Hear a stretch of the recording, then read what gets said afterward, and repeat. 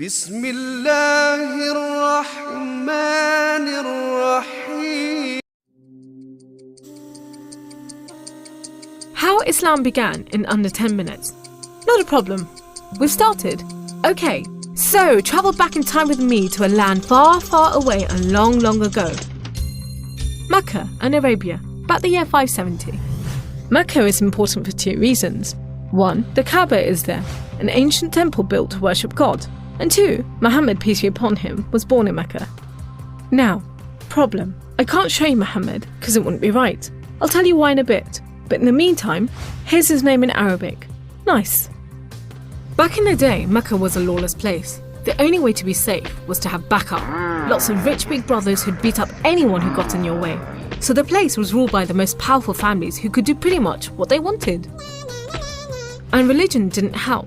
By this time, the Kaaba had been filled to overflowing with 360 idols that did nothing to help anyone. So it was a tough place to grow up if, like Muhammad, you were a poor orphan and believed in just one God you couldn't see, like the Jews and the Christians. He called him Allah, the God, in Arabic there. Muhammad's dad died before he was even born, and his mum died when he was just 6. So he was brought up by his grandfather, Abdul Muttalib, and then, when he died too, by his uncle, Abu Talib, who had the respect of the city's ruling families, so Muhammad was safe for the time being. Muhammad started out as a shepherd and then became a businessman travelling about buying and selling stuff for rich clients. When he did some work for a rich widow called Khadija, she was so impressed by his honesty and skill that they ended up getting married, and for a while it looked like Muhammad was going places. Well, he was, but not how you think. Every year in the month of Ramadan, different calendar, different names for the months, there was a big party around the Kaaba when people made sacrifices to the idols. Muhammad hated it, so he'd get out of town and sleep in a cave he'd found on top of a nearby mountain. One night, Muhammad's praying to Allah when wham! There's the angel Jibreel, you might say Gabriel, standing right in front of him. Read, says the angel, but Muhammad couldn't read. No schools, you see. Jibreel keeps on at him. 3 times he says, read. Then he grabs hold of Muhammad and wham! Again, it's like Muhammad's learnt the words off by heart. So he recites the message out loud. Read in the name of your Lord, who created man from a drop of blood. Read, for your Lord is most generous. He who taught by the pen, taught man what he did not know. It was a message from Allah. God was speaking to him just like he'd spoken to the prophets in the Jewish and Christian holy books, which meant he was a prophet too. The messages continued for the rest of Muhammad's life. Allah gave him the words to say and the Prophet recited them. The words were written down by his friends, and years later they were collected together and became the Muslim holy book, the Quran, which means recitation, because Muhammad recited it, you see? Anyway, that was much later, so back to the night of power. Muhammad tells his family, then his friends, and eventually everyone about Allah, that he's the one and only God, that he wants everyone to be treated fairly, and long story short, it didn't go down well with the ruling families of Mecca, who liked things just the way they were, thank you very much. You see, Islam means obedience to Allah, and Muslim means someone who obeys Allah, and the ruling families didn't want anyone obeying anyone else but them. So the people who believed in Muhammad's message, the Muslims, were given a hard time.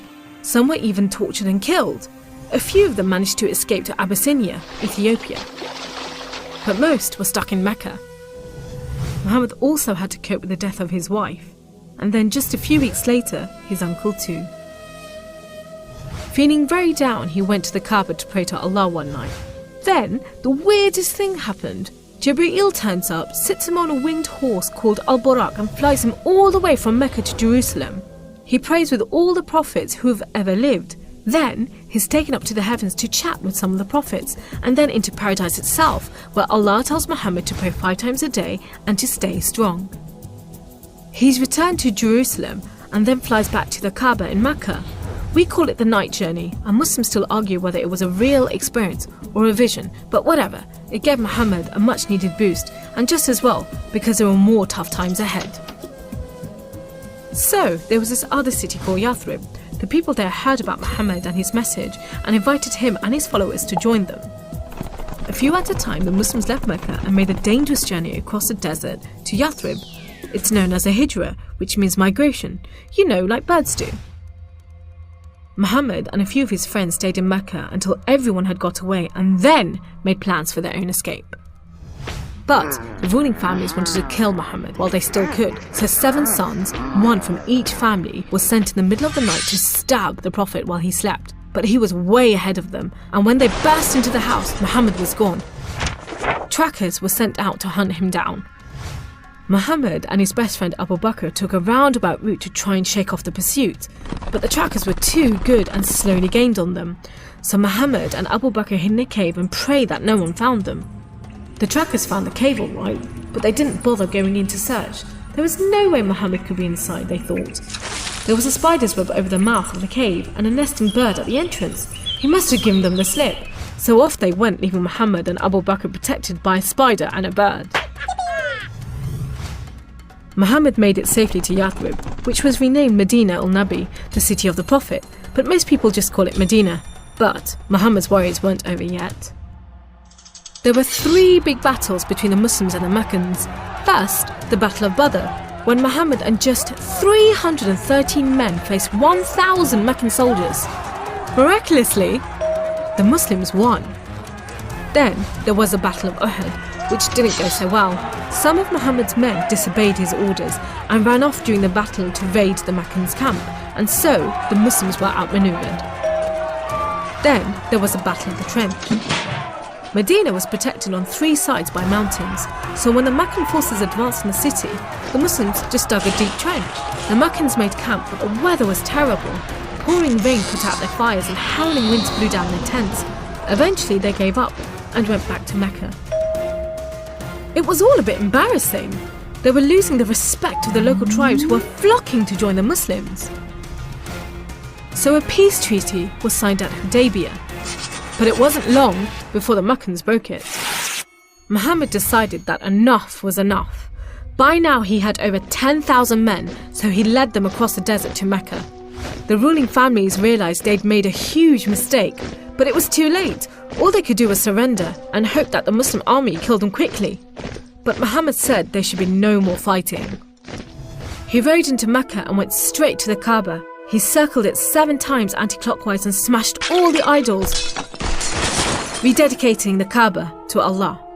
And that's why I'm not going to show you Muhammad. The Muslims wanted to make it totally clear that they only worship the one unseen God. So they didn't have any pictures of Muhammad in case anyone thought he was an idol, and they didn't have any pictures of Allah because he's like nothing on earth, so it would be impossible to draw him anyway. So there you go, how Islam began in under 10 minutes. How did I do?